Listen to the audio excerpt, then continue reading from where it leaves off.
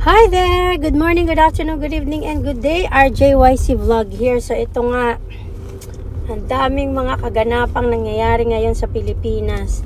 Halo-halo na. Pero ito ang pinakapatok. Ang inyong salamat kaayo, Mr. Chair. O, diba? Nakakatatlong strike na pala itong si Risatanas Hontivirus ng kanyang mga kalokohan na pagbabayad ng mga witness. Tanim witness ang tawag dyan. Hindi ko naman akalain na meron palang expertise at kahusayan sa pagsasaka itong si Risatanas Hontivirus. Bakit? Nagtatanim siya eh. Mahusay pala siyang magtanim ng witness. Akalain mo yun? Pero ang tanong dyan, baka mamaya pang divert na naman nila ito sa sobrang wala ng tiwala ang taong bayan sa mga kalokohan ng bangag administration at ng mga kaalyado na masasama na gustong pabagsakin ang mga mabubuting tao at ang mga nagsisilbi sa bayan. Ay lagi ka na magdududa sa mga nangyayari. So baka mamaya panakipbutas lang na naman yan sa kanilang sa pag-iingay ng mga tao sa ginagawa nitong si George Garcia na isa ding kawatan niya ng daya sa halalan. Ngayon ang isasangkalan nila itong si Risa Hontivirus. Yun. Pero ang tanong dyan, sila rin nagkakagatan, ganun. So eto nga, kung itong katotohanan ba ang sinabi nitong si alias Rene, meron namang posibilidad kasi ang side niya over sa side ni Risa Hontivirus na pabiktim ngayon kasi sinasabi niya sa kanyang kanyang statement na hinaharas daw siya. Bakit ihaharas ka? Ang siga-siga mo nga, 'di ba? Ikaw nga yung nagtanim, 'di ba? Ang masaklap, hindi mo alam kung anong magiging bunga nung itinanim mo. Yun. Nagtanim ka ng fake witness. So, nagbunga ito ng fake na witness din. So, ang mangyayari, babaliktad yan at pagsasabi ng katotohanan. Kung ano man ang katotohanan sa inyong dalawa. Pero kung ang pag-uusapan ay kredibilidad at integridad, wala ka nun, Risatanas Hontivirus, wala ka nun eh. Kaya hindi na ako magtataka kung sakali man yung fake witness mo na tinanim mo para sirain ang mga Dutertes at si Pastor Kibuloy ay ngayon lumalabas na ang katotohanan. At yan ang lagi kong sinasabi dati pa, bago pa ma-cancel at masuspend ang aking original RJYC vlog.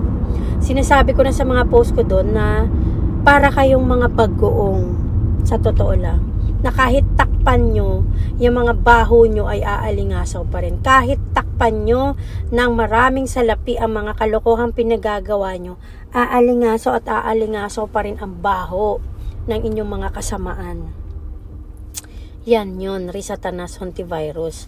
Kaya dapat mag-ingay kayong mga Pilipino na dalhin nila sa Senado at pag-usapan itong ginawa ni Risatanas dahil ito ay isang grounds para siya ay ma-expelled at lumayas na sa Senado dahil ang taong bayan ang nagbabayad sa kanya at ganyan ang pinagagagawa niya.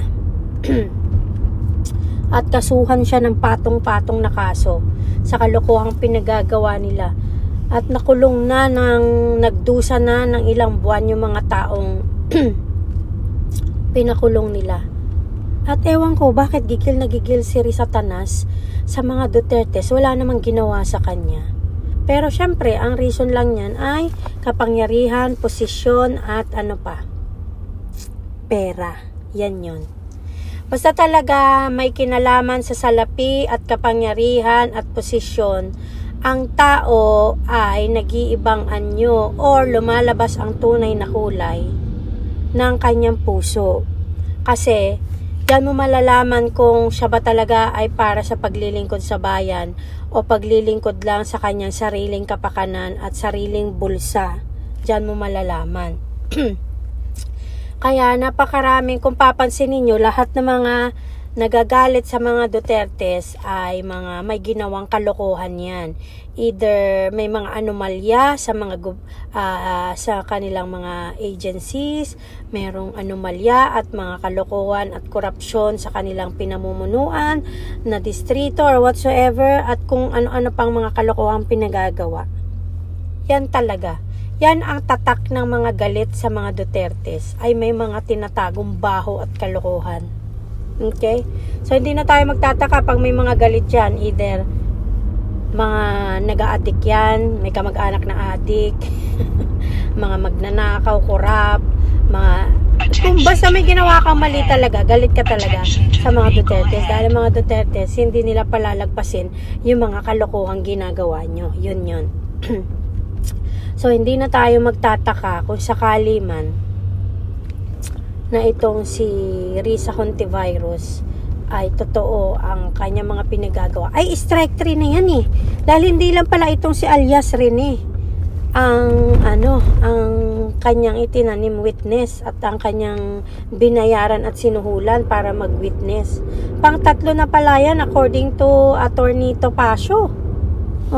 So, kung ganyan na pang-3 na yan, strike 3 na yan, aba, ang kapal na talaga ng mukha mo, Satanas Hontivirus ha, ang OA na ng pagka-virus mo.